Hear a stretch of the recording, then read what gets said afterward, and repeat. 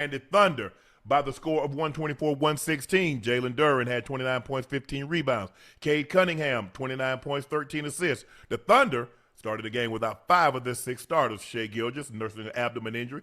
Isaiah Hartenstein with a calf. Chet with a back. AJ Mitchell with an abdomen, and Jalen Williams a hamstring. The only one of the 6 starters was Isaiah Joe, and he left at halftime because of a bruised hip. The Thunder's a good team because when you can start a game without 5 of your 6 starters, Joe, and that's the best team in the Eastern Conference, and you take them all the way down to the wire, that lets you know they are a very good team, and it doesn't matter who's on the floor, they're going to compete. Joe, what did you like about what you saw? Because it seemed like they bounced back. Cade was 11 of 16, 3 of 5 from 3. Jalen Duren, 12 of 6, 17, 5 of 7 from the free throw line. They shot 54%, unlike the 38% that they shot the other day. Got on the boards. They're a very good rebounding team. 59 rebounds for them, only 37 for the OKC Thunder. So, Joe, watching this game, what did you like about what you saw from the Pistons? Oh, man. I thought the Pistons, they got off to a slow start, Uncle Ocho. But for the most part, when we talk about Cade Cunningham and his MVP status, he has to play like this, Uncle Ocho. You know what I mean? 11 for 16 from the field. You know, he's efficient, 13 assists. He's getting other guys involved. It's a recipe for them to win if he's playing at a high level like this. And for OKC, it's plug and play, bro. It don't matter. Whoever plays gonna come out there, they're gonna give you their work. And these are the hardest teams to play against because, Uncle Ocho, you really don't know who the real game plan is for. Yeah. You know, they got so many guys. If you look at it, they got so many guys who got off tonight. McCain had 20. Big J-Dub, he had 30. Wiggins had 20.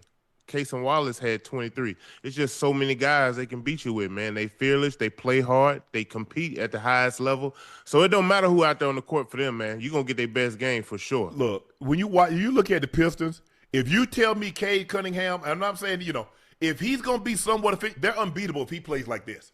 Ain't nobody in the Eastern Conference beating them. If he's going to be this efficient, shooting over 50% from the floor, they're not losing. They are not losing. And you get, like I said, Duren is going to give you what he gives you. He's going to give you somewhere 16 to 20 on a given night, probably double-digit rebounds, somewhere between 10 and 15 rebounds tonight. Tonight he gave you 20. He gave you 29 and 15. But if Cade Cunningham plays like this, they're virtually unbeatable. Yeah, it's gonna be hard, fellas. I mean, he's got to put Duren in those positions to be successful as well by getting in the teeth of the defense, making the game easy for everybody around them. You know, Ocho. You need more from Harris, man. Damn, what we gonna get from Tobias Harris? Come on, man. Come on. You already know he can't do too much in witness protection. You can't blow his cover, Joe.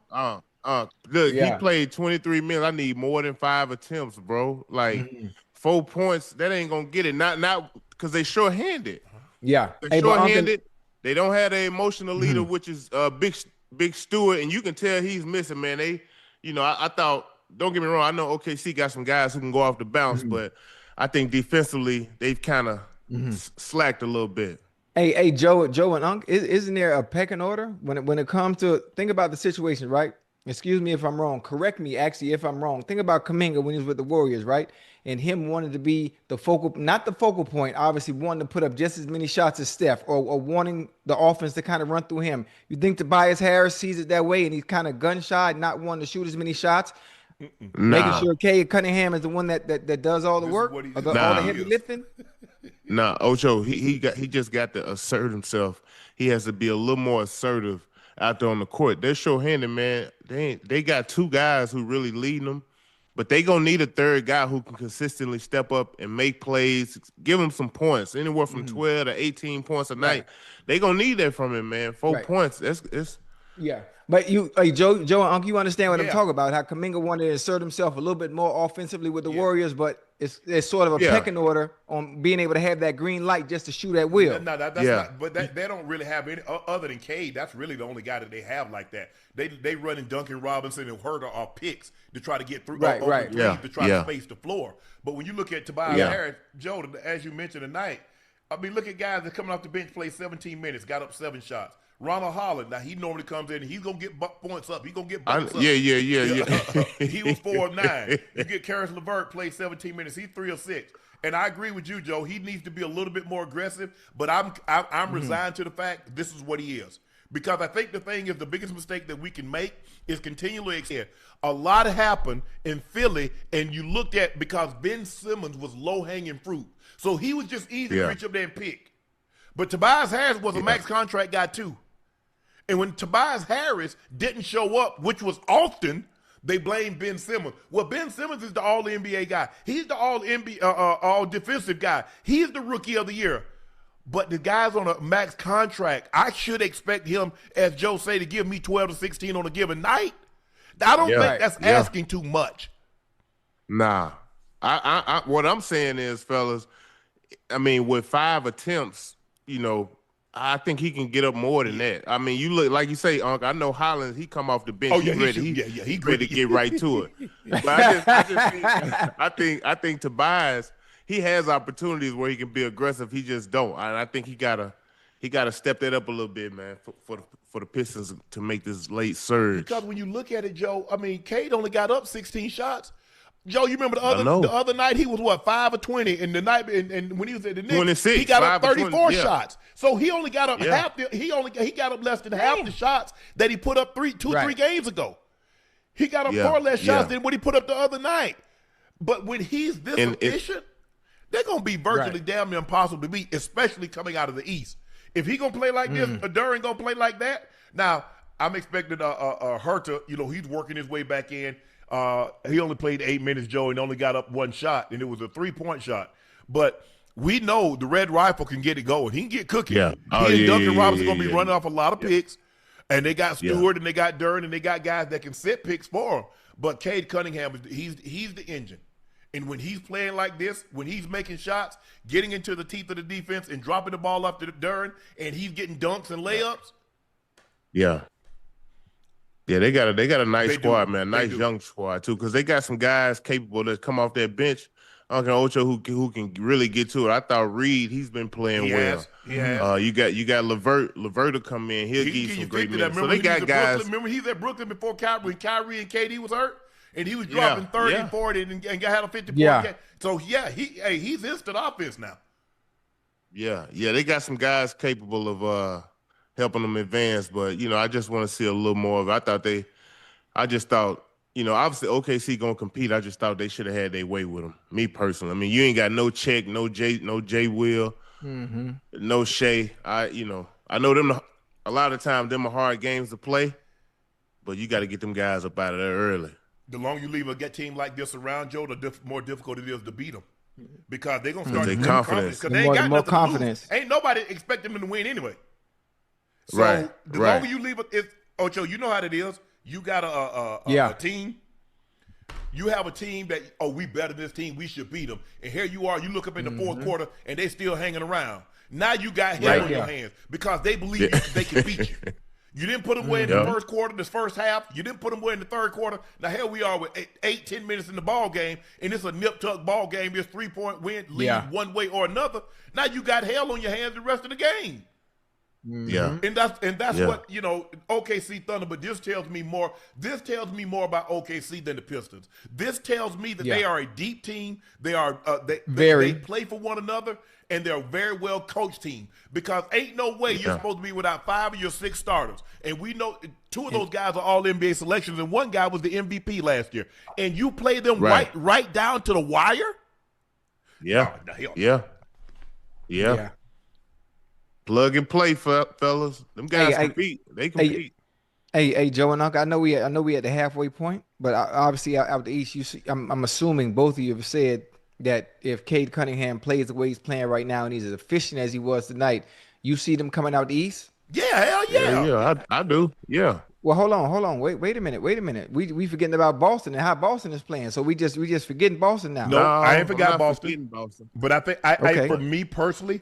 I don't know what you think, Joe, but with Cade Cunningham and Duran playing like this here, it looks like, anything can happen the last, they got 22, 25 games left, Joe?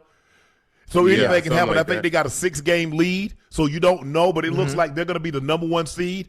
I just don't see a situation where Boston and now look, the way JB is playing. But if you make me bet some money that means something to me, and if it's my money, it means something to me, I'm putting my money on Detroit. Okay. Hey, look, me too. And on another note, Uncle Ocho, both of these teams had 14 losses coming into today's game.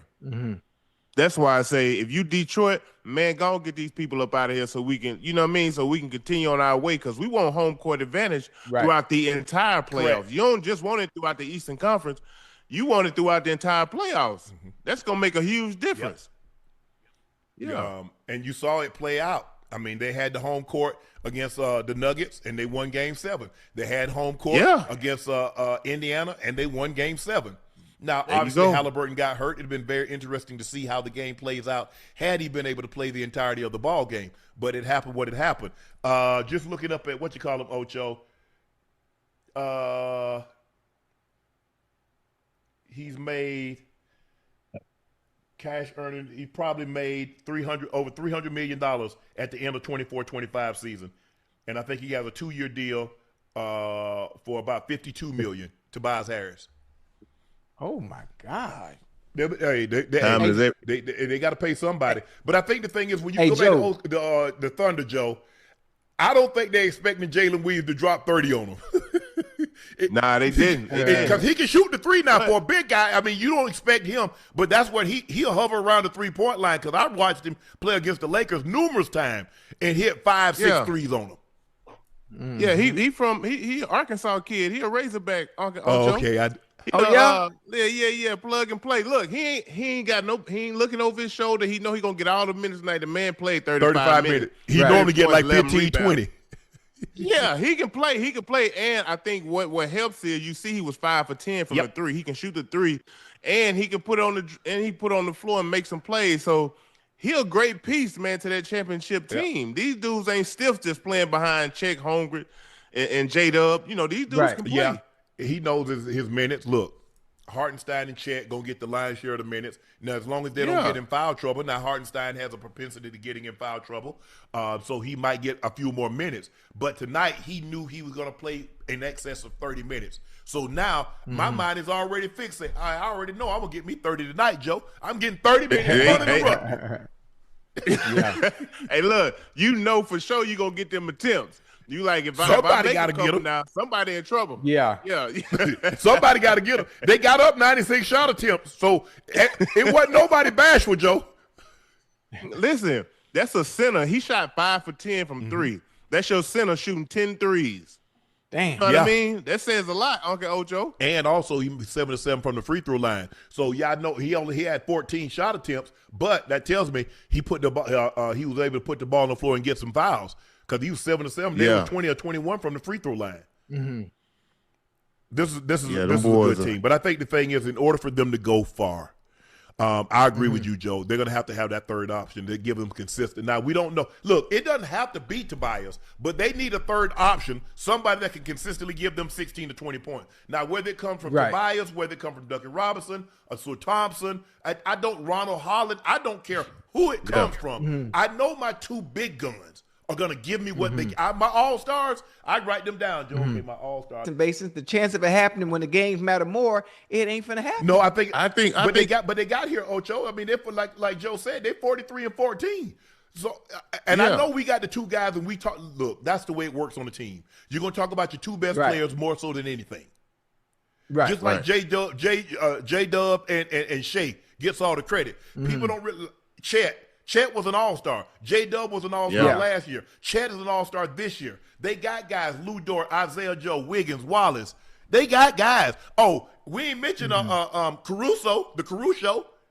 He's a 3-and-D guy. He can knock down shots, put it on the floor. He can defend at a high level. All these guys can defend at an extremely high level. Yeah, all of them. And they play extended defense. That's why they pick you up 94 feet to weigh you down.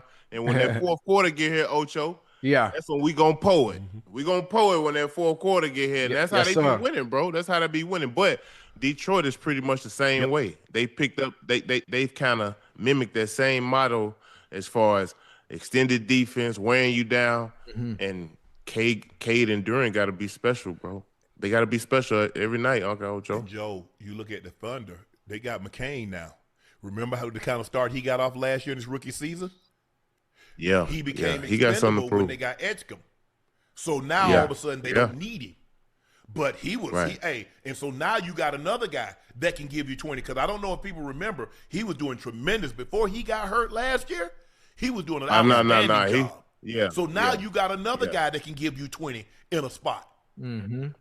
Yeah, they got some guys over there, Uncle Ocho, who can get to it now. Oh yeah. I wonder how bad Shea is injured, or like how much longer he gonna be out, Uncle Ocho. Well, he can only miss like 6 more games. Oh, we go. Okay, look, you know what, Joe? Let's go ahead and get into that right now. Speaking of injuries,